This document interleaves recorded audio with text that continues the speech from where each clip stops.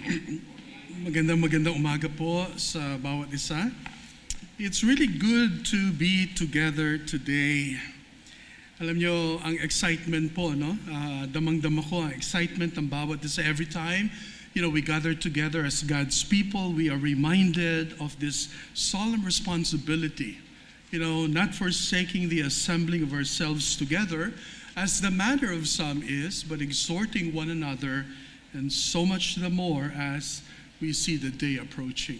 What a blessed time. So ngayon ay patuloy po ang ating pag-aaral. Noong nakalipas po na Sunday, ang ating elder po ay nagbigay ng ilang mga bagay from verse 19. Actually, we are still on target o kaya sa konteksto ng ating pag-aaral from the book of James.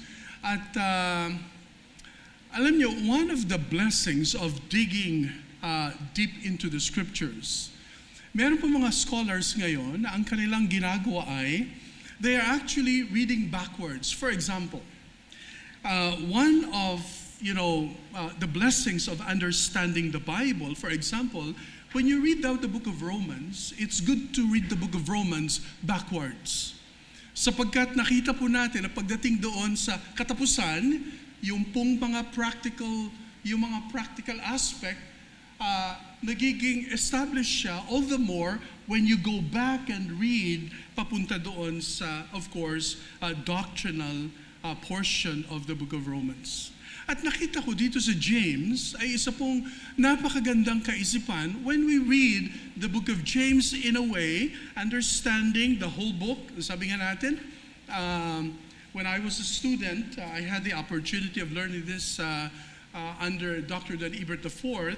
And one of the lessons that he said is this: James, ano ang pinaka-tema ng James? Ang sabi niya, pwede nating isipin na ganito: true and saving faith produces sanctified conduct, chapter 1, with regards to trials and temptations. Chapter 2, with regards to social classes.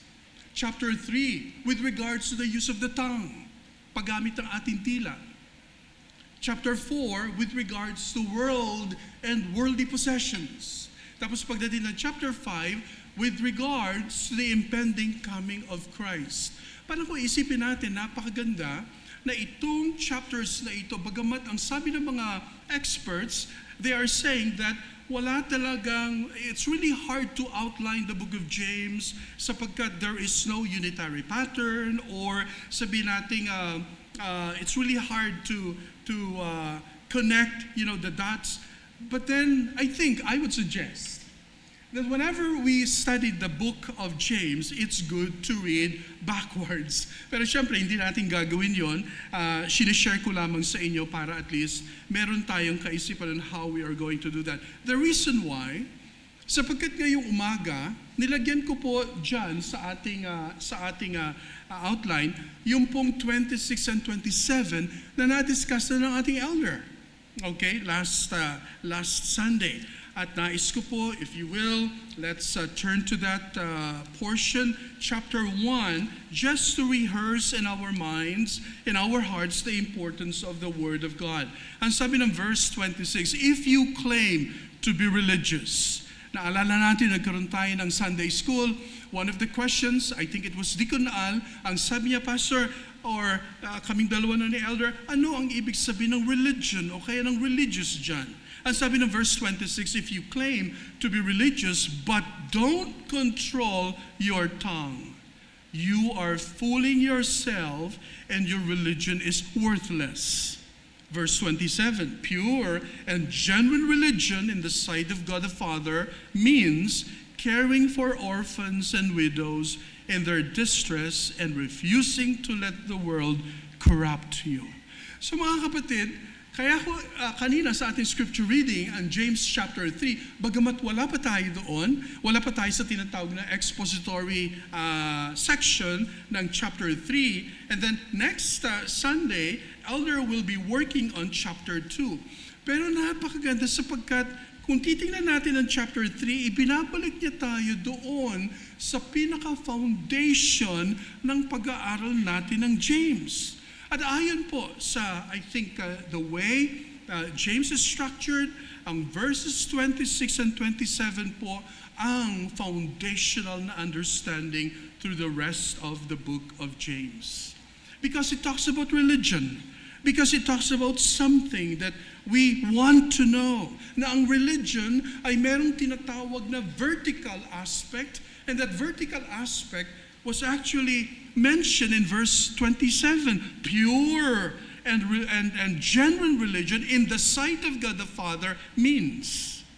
Tapos meron din siyang tinatawag na horizontal dimension, at yun yung sinasabi, means caring for orphans and widows in their distress and refusing to let the world corrupt you. Kasama doon ang verse 26, whenever we use our tongue. In the ancient world, pag sinabing honor, ang honor ay nagsisimula o kaya nanggagaling sa religious practices. When people were doing religious practices, kaakibat doon ang dangal at ang honor. Now, do you see that in our present time today? Hindi ba minsan kapag nakita mo na isang tao religious, di ba? Outwardly, nakita natin na parati siyang pupunta, parati siya nag-worship saan man yan. So I'm talking about not just us, kundi yung general. So when we see people like religiously attending a worship or what, nakita natin na yung practice na yon ay meron tayong kaisipan na naroon ng honor. Tingnan nyo, may mga tao na hindi natin sigurado ang kanilang status, pero sila ay maaring edukado, ang kanilang katatayuan ay honorable because meron silang religious practices. In the ancient world, ganyan. Kapag may mga tao na religyoso, doon nanggagaling ang tinatawag na dangal. Ang mga Romans, proper worship, okay, and respect for the gods. So kapag ang mga Romans ay syempre, napaka-pluralistic ng Roman Empire noong panahong yon, na kung saan ang New Testament ay nahubog, napakadaming Diyosan, small g, kung gusto nating maging careful. So proper worship and respect for the gods ay nakakakuha ng dangal. Tingnan nyo ng dangal, sapagkat yan ang kostumbre ng mga unang panahon. And of course, the Jews, kapag nakita natin mga Hudyo, Jews were what? Offering sacrifices. Makita natin sa kanila doon sa templo, kaya ang temple ay very significant sa buhay ng mga Jewish people. Ang mga rituals like circumcision, okay? Berit milah, kung tawagin nila, no? So, ang circumcision ay napaka-important. Sabbath rest, importante. At saka mga food laws. Kaya minsan yung kosher, pag sinabing kosher, mga clean foods para sa kanila, very important yung mga yan. Nakakapagbigay ng dangal. But then, kapag tinignan po natin ng James, napakaganda. Ang sinasabi ng James ay, here is then the real score. Ito ang pinakamatinding batayan ng lahat. And so James was actually talking to the Jewish people, and probably siya po ay naroon sa Jerusalem Council. Naalala natin sa Acts, hindi ba't nung nag-decide ang mga apostles na, teka, we will concentrate, kukuha tayo, mamimili tayo ng mga deacons who will be working on the table or serving on the table, pero we will devote ourselves into prayer and into the study of the Word of God. Tingnan nyo, napaka-importante sapagkat yung mga acts na yon, today, we want to achieve what we call best practices. Siguro kung sa trabaho natin o kaya sa ating field, we want to engage with what is known to be best practices. Noong panahong yun, maaaring may ganyan. And so, what James was actually telling here at this point ay, religious people can be deceived. Ang mga relihiyosong mga tao ay pupwedeng ma-deceive. Hindi lahat ay nasa liwanag, hindi lahat ay merong tinatawag na clear standing. Why? Sapagkat pupwedeng mag-dwell doon sa outward aspect lamang. Alam natin yan. And James was talking to an audience where they knew from the Old Testament that the people of God turned their backs. They were approaching God with all their lips, but their hearts were far from God, malayo sa Diyos. Kaya ang sinasabi na Isaiah chapter 1 verse 18, Isaiah 1:18 says, "Come now and let us reason together, saith the Lord. Though your sins be as scarlet, they shall be white as snow. Though they be red like crimson, they shall be white as wool." Come, let us reason together. Bigyan natin ng pansin, gamitin natin ang ating kaisipan, ang ating puso whenever we do these things. That was the invitation of the prophet Isaiah.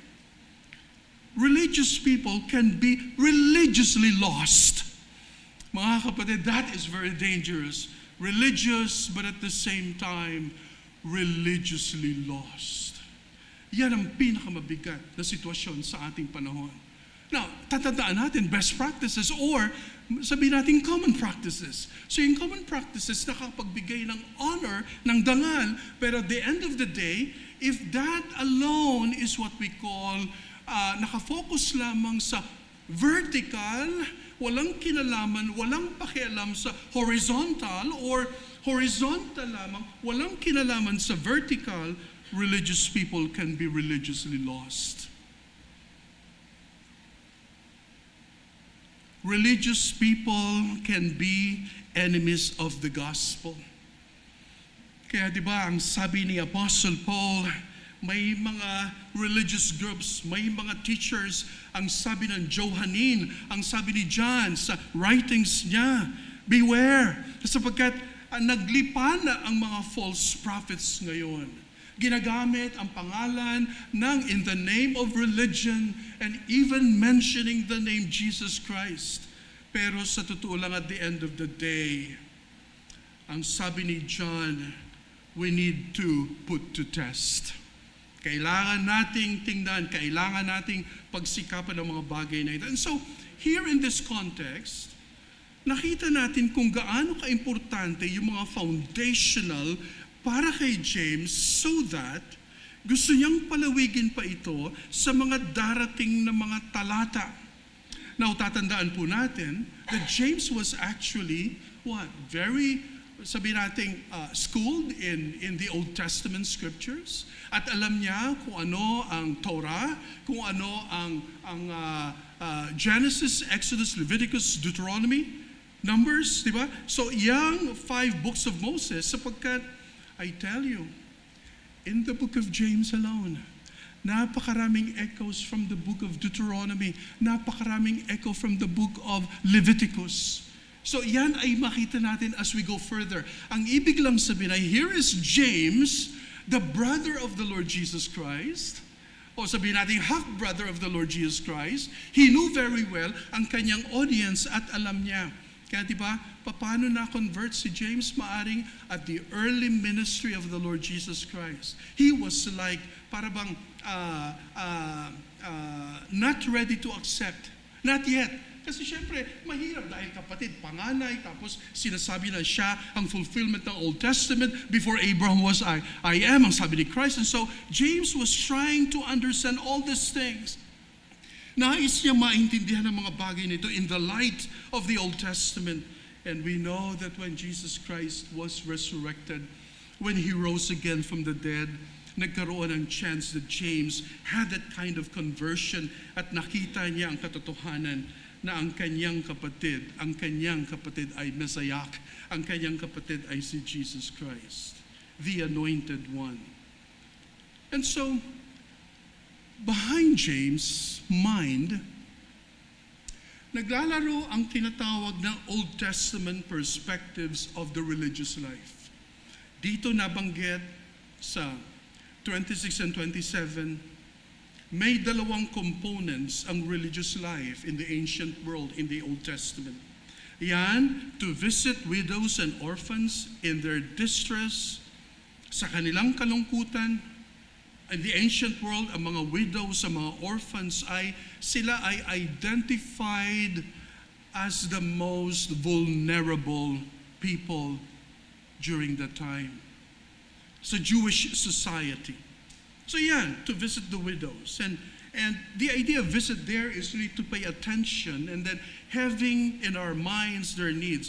Napakaganda kapag ito po ay sinilip natin or pwede nating i-revisit sapagkat ito ang tinatawag na true religion. Whenever we do this, whenever we visit the widows and orphans. Kaya sa ating iglesia, we realize na meron po tayong mga kapatiran na sila po'y nag-iisa na lamang, and we know that God has a purpose in their lives. We know that God has something in their lives na ginagamit niya tayong iglesia upang sa ating makakaya ay makapag-minister. And we want to do that. Ibig sabihin tayo, mga narito, kaya nga meron tayong mga leaders na kung saan we try to know and understand what's happening. But this is very important, to visit widows and orphans in their distress. And then also, not only that, to keep oneself unstained by the world. So hindi lamang gawin natin ang mga bagay na ito, nasa isip natin to minister to those who are widows and orphans, mga naulila, and at the same time to keep oneself unstained by the world. Very important. Pero mga kapatid, sa umagang ito, dahil sa nagbigay si James ng isang napakaliwanag na exposition ng tongue sa chapter 3, this morning, let me dive into some of the principles of what can be ang tinatawag dito ni James na if you claim to be religious but don't control. Tingnan nyo napakaliit naman. Napaka-insignificant naman. Ang ganda, eto, best practices, ginagawa natin, and the ancient world, ang honor ay nanggagaling sa tinatawag na magagandang gawa, okay? Mga practices. And yet, pagdating kay James, dila, speech or word, napakaliit lang, pero big deal. Ano ang ibig sabihin ni James? Now, by way of introduction, gusto ko pong namnamin natin itong intro. What you say is what you are. Mga minamahal, sa umagang ito, gusto ko pong namnamin natin by God's grace na ito po ang will ng Diyos sa ating mga buhay. Siguro, ako naniniwala, kung ito po ay ating isa sa puso, kung ito po ay ating ipapractice, maaring ito po ay makapagbigay sa atin ng tinatawag na more harmonious relationship. Not that, I'm saying na meron tayong cracks or, cracks maybe. O pwede siguro meron tayong mga cracks at kinakailangan ay dapat nating ayusin and so on. Alam nyo ba, maaaring sa isang bagay na ito tayo nagkukulang. And so, this can be a big deal in the language of the scriptures because God is a talking God. Because God has revealed Himself, ang Diyos ay talking God. Whenever we listen and hear from the book of Genesis, God talks. Ang Diyos ay nagsasalita. Kaya pala, it is possible for us to aim, Lord, how can I have a God talk with you? Anong ibig sabihin ng God talk with you? It's a God talk because we were made in the image of God and we can respond wisely. We can respond intelligently. We can respond carefully. Mga minamahal, ito po ang nais ng Diyos sa atin. We should be very careful. Kaya ang title ng ating mensahe ay, Be careful, little mouth, what you say. Little lang Oh, be careful, little mouth, what you say.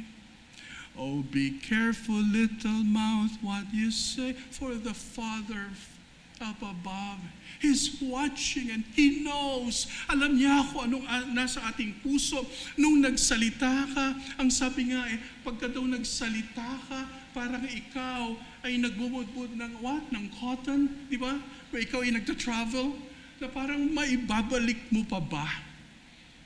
Maibabalik mo pa ba ng buo ang mga bagay ng mga salitang yan? Mga minamahal ngayong umagang ito. I personally would want to see myself in the light of this context. Lord, Am I really projecting? What am I really saying? Okay? Speaks of who I am before you. Mga minamahal, tingnan po natin ang ilang mga bagay. First, tingnan po natin forms of sinful words and speech. Very important. Wala pa man tayo sa chapter 3, pero nais ko pong tingnan natin kung ano ang pwede nating makita dito po sa ating nais na mapagyaman. Which is what? The use of the tongue, which is speech. Number 1, reckless words. Mga kapatid, ngayong umagang ito, tingnan ho natin na minsan pa ating pong tingnan sa ating mga sarili ang mga bagay na ito na huwag sanang lilipas ngayong umaga na hindi po natin i-review. Nagkaroon na ba tayo ng reckless words? O kaya ang ating mga pananalita ba ay dominated nitong tinatawag na reckless words? These are words that we often unthinkingly blurt out. Ito yung mga salita na hindi natin pinag-iisipan. Hindi natin pinag-iisipan na yung pala ay nakakasakit tayo before we hardly realize what we have said. Nasabi mo na. Yung palang sinabi mo ay parang isang sibat o kaya parang isang dagger, okay? Na nakatusok sa isang kapwa. They only serve to irritate and provoke and so further inflame a particular situation. Alam mo, minsan iniisip ko, nako, Lord, mukhang nagawa ko ata ito ay nakaranas ako na naging reckless. But thanks be to God, sapagkat hindi naman parati reckless ang ating mga salita. Tama ba? Parati bang reckless? Pastor, ako, reckless driving, hindi naman. No? Ibig sabihin, ginagamit natin pag sinabing reckless driving. Of course, nagbibiro lang tayo. Pero pag sinabing reckless stalker and meron tayong reckless speech, delikado. Hindi tayo namumuhay sa bagay na yan. Ang sabi po ng Proverbs 12:18 from the NLT, napakaganda. Some people make cutting remarks, but the words of the wise bring healing. Ang sabi ng isa, there is one who's rash. Yung rash na yan, literal ang ibig sabihin, reckless words are like sword thrusts. Na parang talagang mabigat, no? But the tongue of the wise brings healing. In the Jewish understanding, it brings shalom. It brings shalom. It brings healing and wholeness. And so mga minamahal, itong reckless words na ito ay deadly. Ito po ay delikado. Dapat nating bantayan ang bawat isa. Dapat kong bantayan ang sarili ko kasi baka magkaroon ako nito. At kung ako man ay nagkaroon before, of course, I have asked forgiveness from the Lord. Lord, sorry ko ako may nagkaroon reckless words. And I did, I believe. There were times. Pero Lord, salamat sapagkat hindi mo nais na ako ay mamuhay sa kasalanan na kung saan ay parati na lamang reckless words ang lumalabas sa aking bibig. Mga kapatid, as early as we woke up this morning, kamusta po? May mga reckless words na po ba na lumabas? It is possible. I know that God is talking to us right now, to me and to all of us. Lord, baka merong reckless words na ito. Kaya pala, ang sabi ni James, verse 5, ano ang sabi niya? Ang sabi niya, kung tayo ay nangangailangan ng wisdom, you see, it goes back. When you read verses 26 and 27, it goes back. Dinadala tayo sa verse 5, na ang sabi ng verse 5 ay, if you need wisdom, ask our generous God, and He will give it to you. He will not rebuke you for asking. Lord, bigyan mo ko ng wisdom as I speak. Lord, bigyan mo ko ng pananalita na nais mo. Hindi reckless words. Number 2, not only reckless words, but exaggerated speech. Now, ito pong exaggerated speech, ito yung kung saan, we build something up beyond what is really true. Ibig sabihin, sobra-sobra. Ibig sabihin, parang exaggerate, exage ka naman, di ba? Di ba, exage ka naman. Kung makareact ka, di ba, minsan sa ating lingwa, kung makareact ka, exage naman. Exaggerated. Ibig sabihin, sobra. Higit doon, okay? We build something up beyond what is really true. In order, ang purpose pala natin, kaya minsan tayo nag-exaggerate to strengthen our weak position. And so we tend to exaggerate. We tend to exaggerate at yun pala, ang purpose natin is what? Maaring we try to cover up. Maaring meron tayong pinagtatakpan. Dangerous. Are we in the habit of exaggerating? Kaya minsan pa pag sinabing tayo ba ay nakapagsisinungaling pa rin? Well, I think so. Hanggat hindi natin nararating ang tinatawag na glorification. In the process of sanctification, we every day experience the grace of God. We exaggerate things. We exaggerate things para makapaggawa tayo ng mas mabigat na impact sa ating mga kausap. That is wrong. Kaya pala sa ating konteksto, if we try to be honest, if we try to treat one another as made in the image of God, we want to be truthful. We want to experience na tayo po ay under pa rin sa proseso. Remember last time, trust the process. Lahat po tayo, the Lord is working in our lives. Well, mga kapatid, ang sabi ni Ephesians 4:25, therefore, having put away, ang sabi yan, so stop telling lies. Let us tell our neighbors the truth, for we are all parts of the same body in relation to what God has done.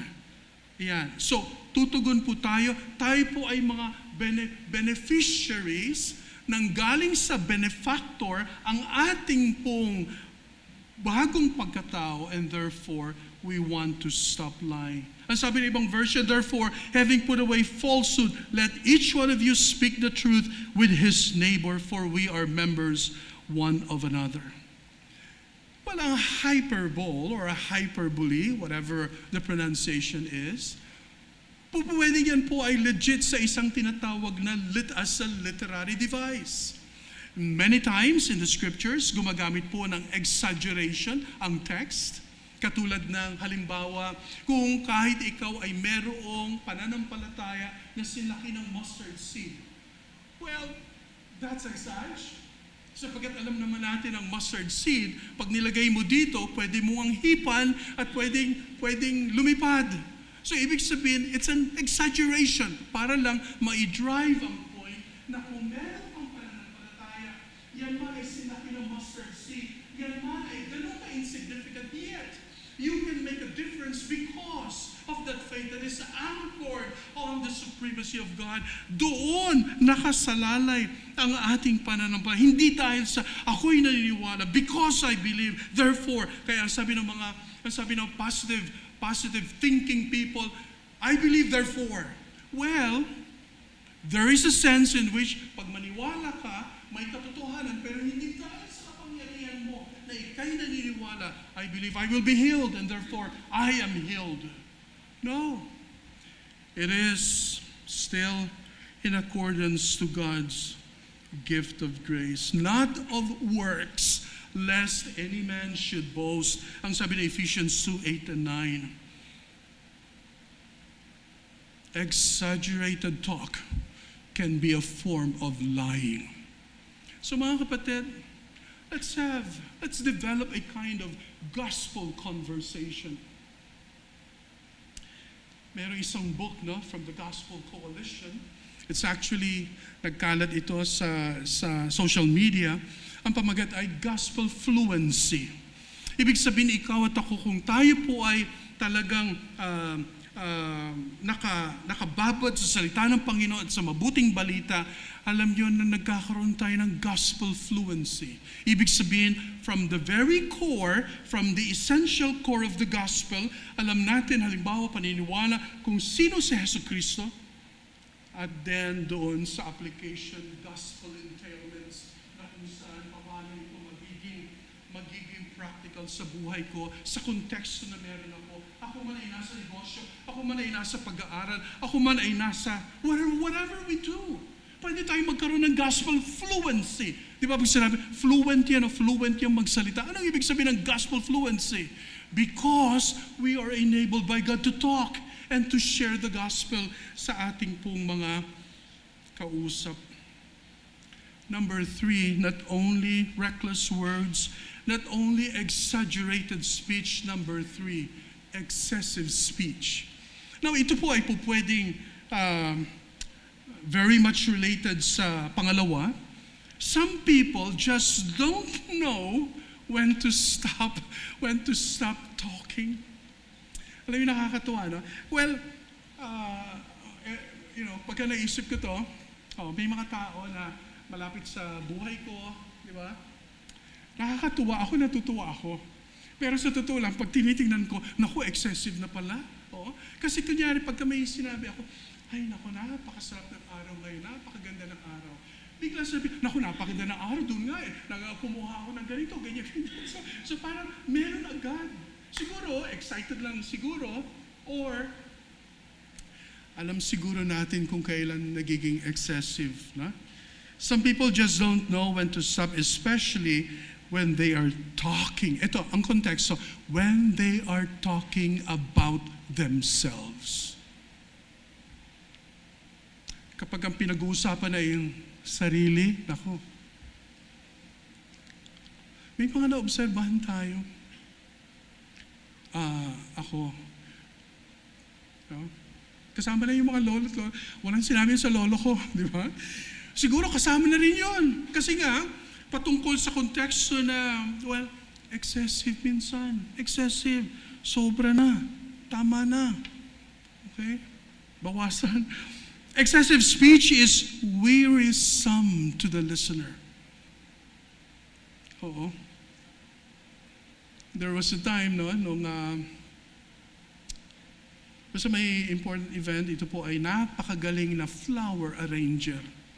Nakasabay ko, punta kami ng Dangwa. Nako, imagine niyo, madaling araw pa lang. Kasi nga dahil sa, di ba, pwede bang samahan mo, pwede bang sumama ka, punta ng Dangwa, bibili ng flowers, ganyan. Ang sarap pala, maaga pa lang, gising na gising ka, di ba? Walang hinto, magmula sa pinanggalingan hanggang sa Dangwa, talaga namang walang hinto. Pero syempre, ang pinag-uusapan naman ay tungkol sa buhay. Hindi, kaya lang, di ba madaling araw parang minsan, di ba, oo, ganito, diba? Parang minsan may mga ganon. Excessive speech is wearisome to the listener. At kapag ang konteksto ay sarili, napaka-prone tayong magkasala kapag ka-excessive ang ating sobra ang ating sinasabi. Proverbs chapter 10 verse 19. Too much talk leads to sin. Be sensible and keep your mouth shut.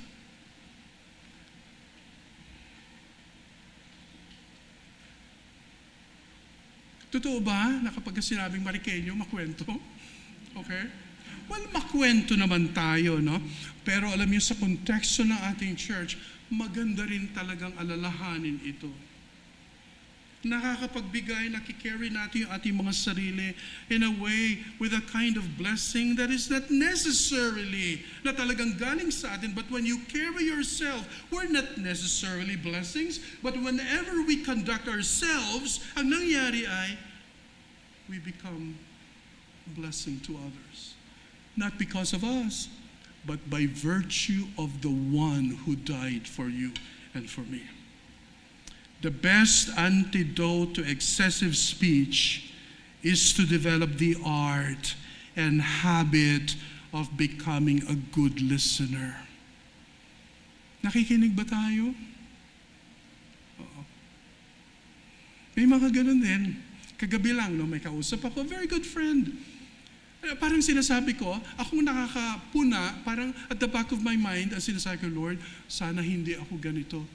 Well-meaning, well-intentioned, kaya pag nagsasalita, I think twice, thrice, nung nabanggit ako, alam mo, salita na siya. Magsasalita pa lang ako.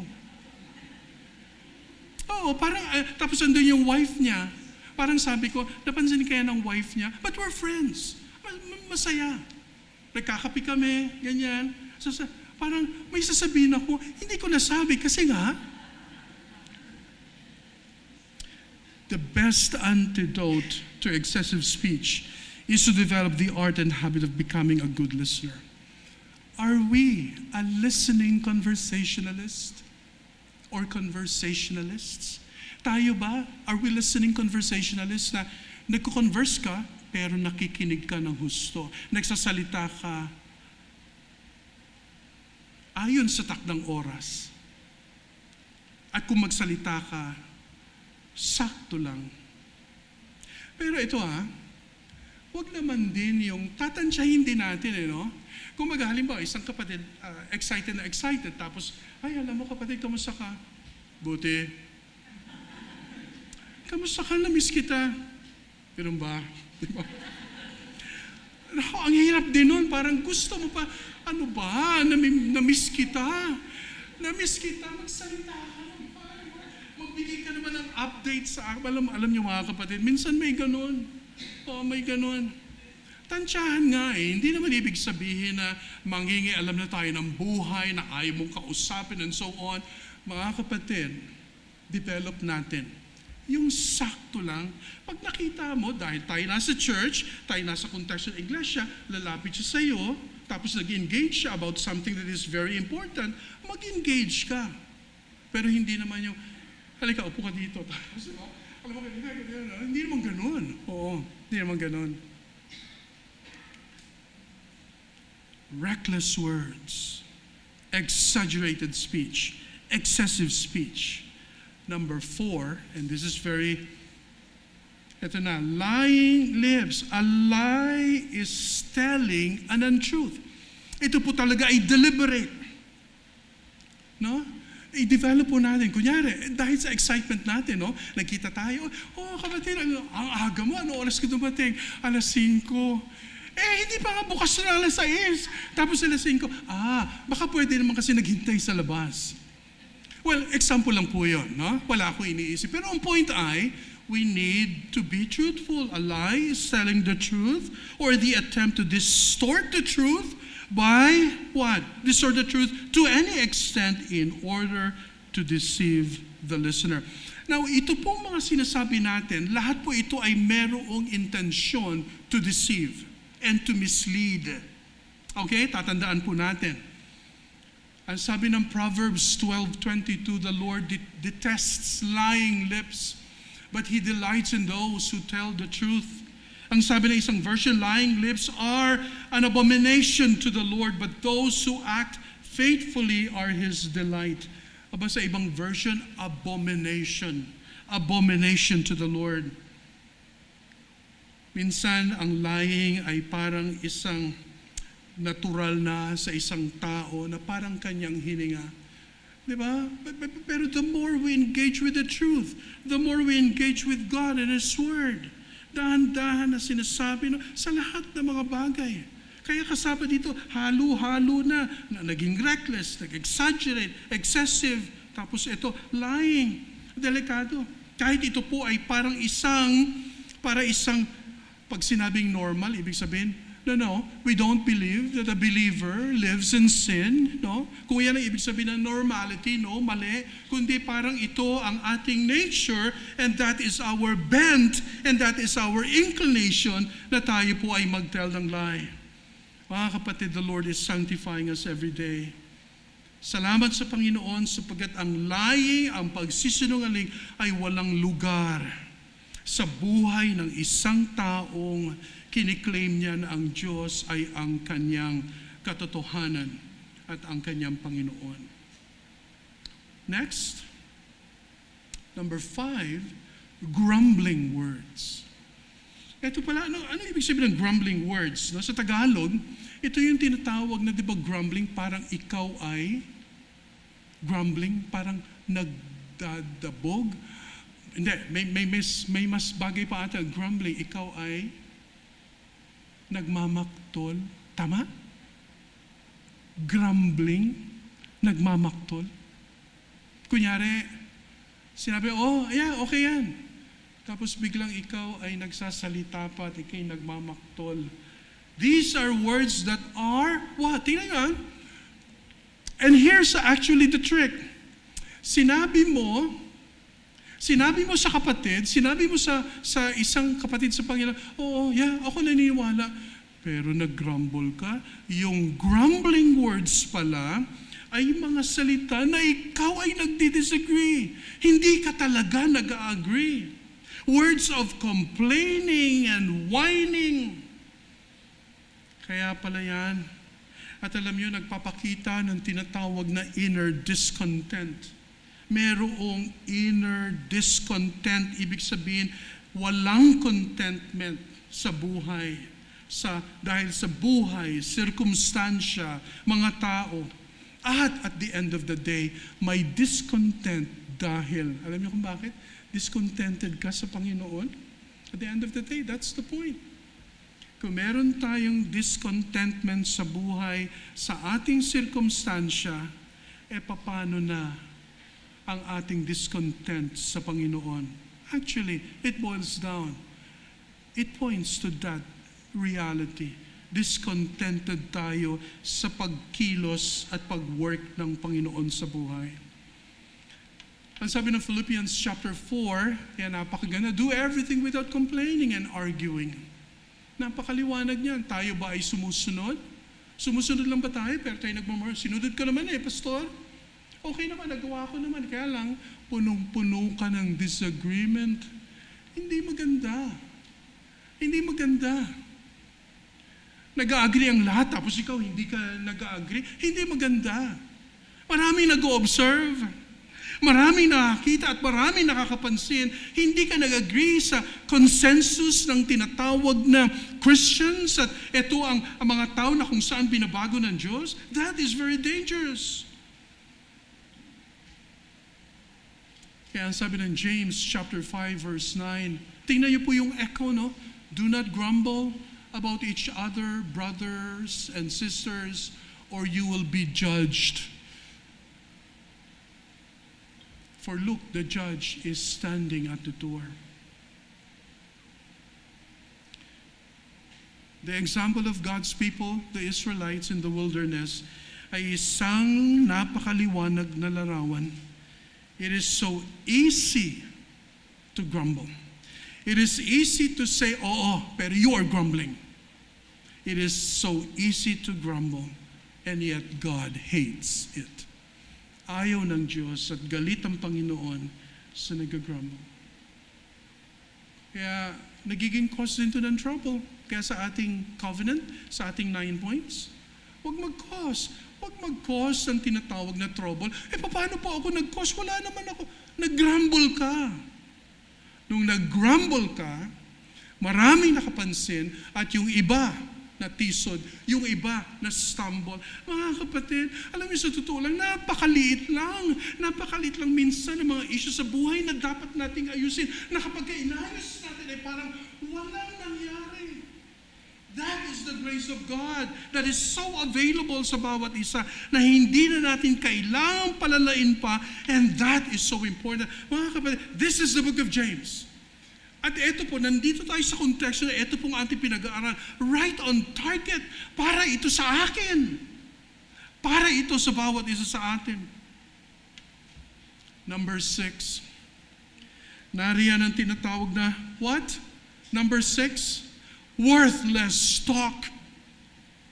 Although this can mean a variety of things, pwede yan ay gossip, pagmamarites. Okay? By gossip, I mean referring to what is commonly considered to be what? Ito yung tinatawag na innocent chatter about other people. Now, tingnan niyo po ang tindi ang lupit ng James. You know, from the Hebrew perspective, ancient world, merong kostumbre ang mga Jewish people ng isang tao na chismosa, ay merong tinatawag na third tongue.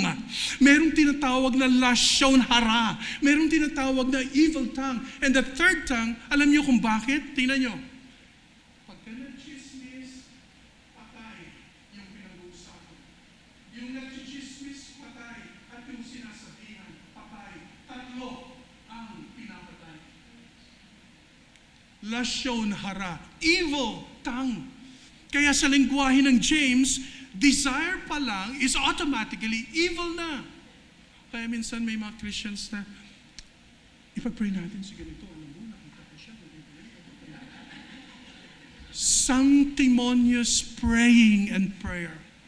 Wala dapat dyan. Kung sakaling meron tayong issue sa isang kapatid, anong gagawin? Anong pinaka-biblical na gagawin? Pupunta ako sa kanya personally. Kapatid, bro, sis, yun dapat. Pag hindi nakinig, may proseso tayo. Magdadala ka ng isang, yung mature ha? Yung mature. Kasi kung dadalhin mo mas immature pa doon sa tao. Mas mature. Brad, punta kayo doon sis. Ay, oo, kapatid, sige, ayusin mo. Ayusin natin. Pag natapos nito, may ka ng tawad, okay na. Hindi pa rin nakinig. Anong gagawin natin? Dalhin sa iglesia. At kung hindi pa rin nakinig sa iglesia, mga kapatid, dyan papasok ang tinatawag na biblical church discipline. Mga minamahal, ang sabi ng Proverbs 20 verse 19, a gossip goes around telling secrets, so don't hang around with chatterers. Gusto ko yun. Ang sabi ng ibang version, whoever goes about slandering, or, that's actually the word, gossiping, reveals secrets. Therefore, do not associate with a simple babbler. Ang sabi ng ibang version. Lashon hara, in Hebrew, in Jewish perspective, di ba merong third eye? Ano nga ang indication pag sinabi, may third eye yan? Hindi naman tayo naniniwala sa sinabing third eye. Nasaan ang third eye? Di ba? Ano ibig sabihin ng third eye? May discernment, merong tinatawag na wisdom, merong tinatawag na esoteric na knowledge na alam niya, na hindi alam na. No, we don't believe that. Okay? We have understanding. Pero pag sinabing third tongue, yan ay deadly, and that is evil tongue in Hebrew perspective. Since we are to let no unwholesome talk come out of our mouth, we must avoid any hint of gossip. Sana sa iglesyang ito ay patuloy tayo maging aware. Any hint of gossip, hanggat maaari ating iwasan. Okay? Kung may tanong kayo, daanin natin mamaya sa Q&A. Okay? And the last na po, and we'll close. Malicious speech. Do not spread slanderous gossip among your people. Do not stand idly by when your neighbor's life is threatened. I am the Lord. The kind of talk that is deliberately intended to offend them. Yang salitang yan, ang intensyon is basically talagang to offend or hurt or defile. It is slanderous in nature and it has the intent of defaming another person. Tingnan niyo po, kaya nabanggit ko kanina, James has a lot to do with the Old Testament text or with the Old Testament scriptures. Sapagkat yan, Leviticus, alam niyo, napakarami niyan. Siguro hopefully next time when we have time, we'll work on that. So ang sabi dyan, do not spread. Ang sabi ng isang version, ang sabi, you shall not go around as a slanderer among your people and you shall not stand up against the life of your neighbor. I am the Lord. Mga kapatid, by God's grace, We who are made in the image of God. Kahit nga mga unbelievers kahit sabihin natin na nakasakit sa'yo, bilang isang mananampalataya, iniisip mo, Lord, Panginoon, panalangin mo siya, Lord, sana ay ma-realize niya ang kanyang ginawa, ang kanyang sinasabi. Lord, sana manguna ka. Di ba?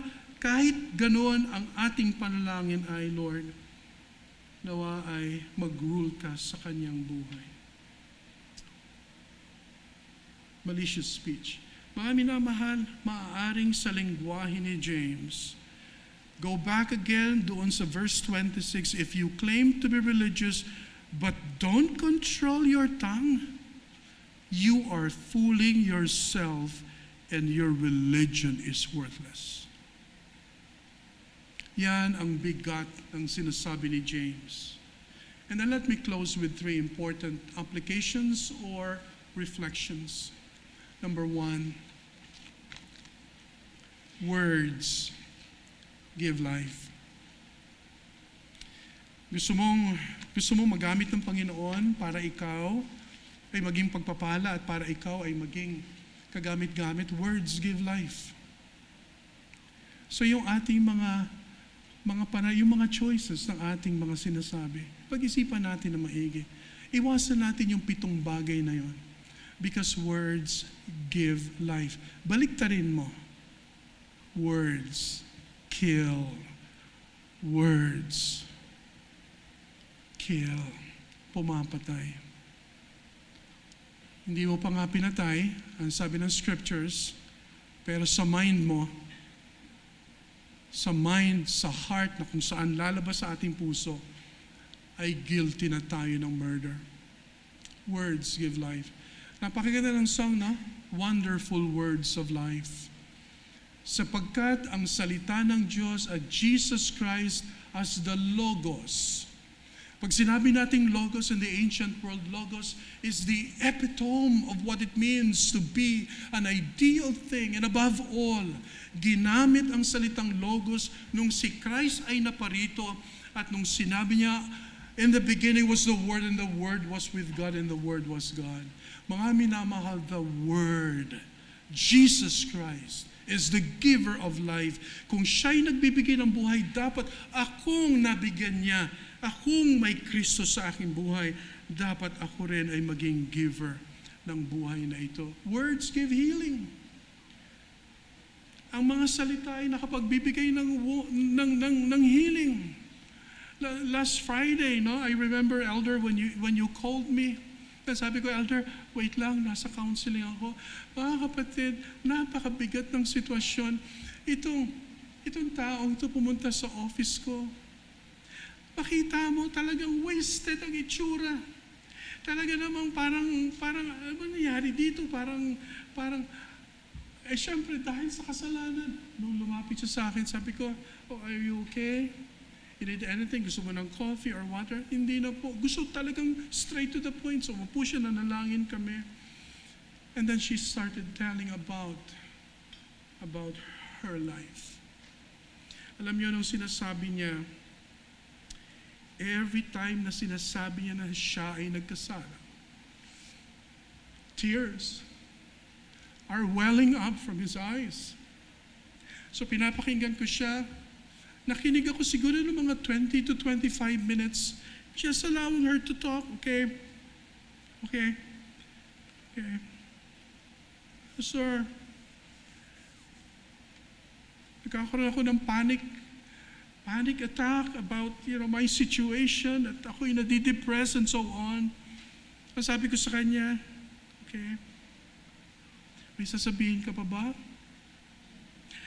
So, hiyang-hiya ako sa Panginoon, ganito, ganyan. And then sabi ko, okay, listen, makinig ka sa akin. Alam niyo, nung dahan-dahan kong sinasabi, sinishare ang salita ng Panginoon, nakita ko yung transition. Nakita ko yung transition na yung mga salita. Pagkatapos ng mahabang usapan, nauwi sa tinatawag ng ngiti. At pagkatapos na, sabi ng pastor, pwede po ba ako maglaro ng volleyball? Sabi ko, go and play volleyball. Take time and savor it. Sabi ko. Tapos, syempre, gusto ko rin makita ko nandun siya. Ang ginawa ko, nag-walk na, lalamuan. Sabi ko, mag-walking nga ako. Actually, kaya rin ako nag-walking kasi ang sarap ng kinain namin ni Ann. Medyo, sabi ko, walking. Pero pag walk ko doon, nakita ko, andun siya. Kita ko, nandun siya. So, nag-walking ako doon sa gym. Titignan ko, mga kapatid, words. Hindi mismo yun yung words. Hindi mismo words na lang galing yun sa akin, but words from the scriptures. Yung mga words na nagbigay sa kanya ng healing, ang sabi ko sa kanya, alam mo ba, nung time na na-realize mo ang iyong kasalanan, humingi ka ng tawad sa Panginoon, doon mismo, that very moment, where you are, ay pinatawad ka na ng Panginoon. Alam mo yun, ang sinasabi niya yun, talagang, sabi ko, may sasabihin ka pa? Wala na po. Parang may sasabihin pa eh. Parang meron pa siyang, parang nakatitig talaga siya na parang, Pastor, pwede po bang maglaro? Pwede po bang maglaro ng volleyball? Mga kapatid, words give healing. Mga minamahal sa ating buhay, tingnan niyo lang. Sino yung mga taong nangailangan ng healing sa kanilang buhay na hindi kinakailangan ng gamot or what? Salita lang. Hindi ko sinasabi na huwag ka nang maggamot. Hindi ko sinasabi na huwag ka nang... Pero pagka nagsalita ka, nakakapagbigay ng healing. The psychiatric healing of the mind. He restoreth my soul. Yan ang sinasabi ng Psalm 23. Kaya pala tayo mga believers, not just the Jewish people, but tayo, the Lord has meant us to be what? To be in the business of repairing the world.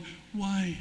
Sapagkat ang mundo natin ay broken, kinakailangan ng mga salita na nakakapagpatibay. Elder, kanina pinanalangin mo yung ating government. Talaga namang hindi natin alam kung anong paniniwalaan natin.